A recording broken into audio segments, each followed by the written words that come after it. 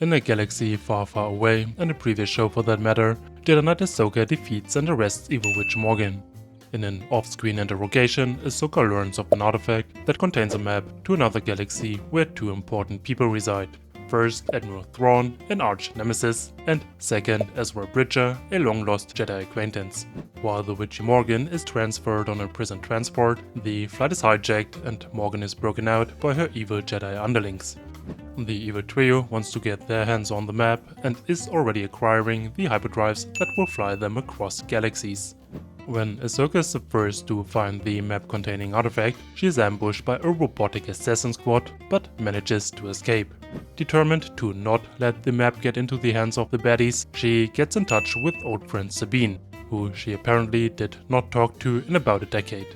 In her mind, Sabine's the very best option to crack this enigma that hides the map, because Sabine's an artist and the artifact looks kind of artsy. You have the artist's eye? Tell me what you see. When they meet, a lot of awkwardness ensues, but old friend Sabine agrees to decrypt this enigma. She then steals the artifact to be able to solve this challenging puzzle from the comfort of her home. The baddies, however, manage to track her down by sheer clairvoyance. Fate has decided our next move. Huh? Send this one to the planet Lethal. Together with some more robot assassins, the evil Jedi apprentice ambushes the isolated Sabine, steals a map and skewers her in the process. Fatality. The lightsaber-sized toll is pretty much a non-issue, as already the next morning, Sabine starts hacking one of the left-behind assassin droids for the next plot location. This droid came here from Corellia. Not much later, Ahsoka and her friend Hera then check out the Galactic scrapyard. There, they find out that the baddies have been siphoning off hyperdrives with the help of some remaining underground loyalists. While Hera's astromech manages to place a tracker on an outgoing hyperdrive, Ahsoka battles a mysterious stranger.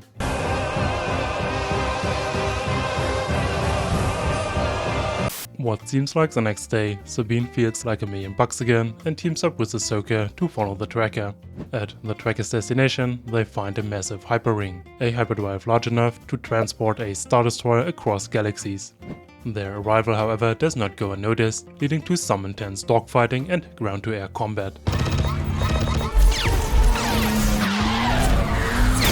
Shortly after, their ship is shut down and crashes on a nearby planet.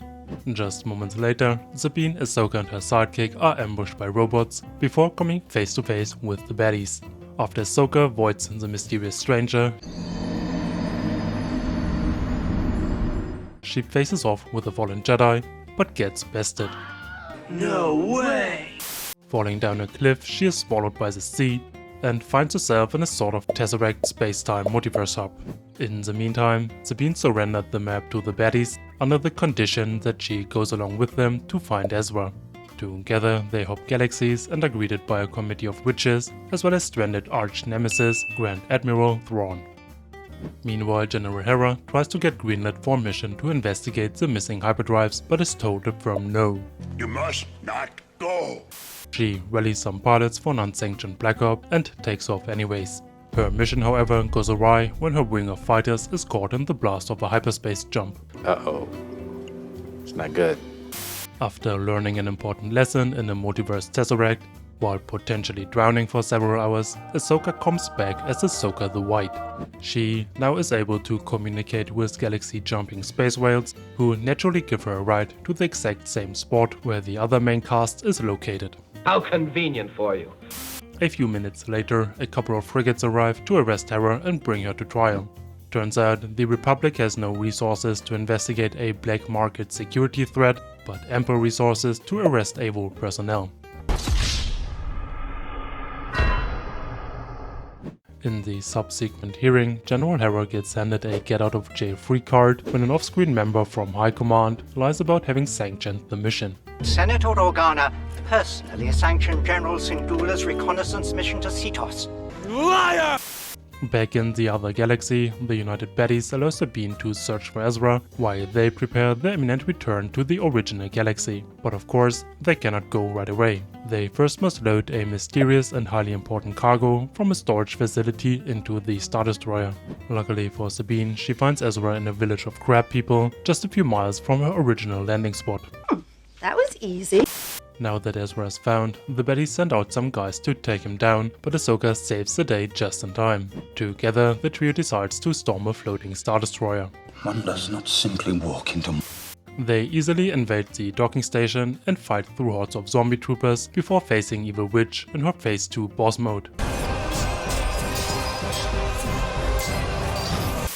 Ahsoka comes out on top and Sabine spontaneously develops advanced force powers. Of course.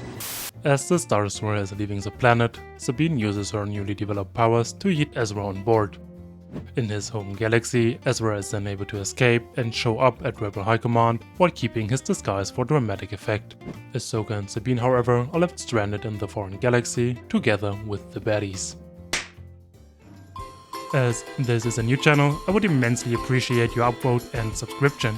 In any case, thanks for watching and see you next time.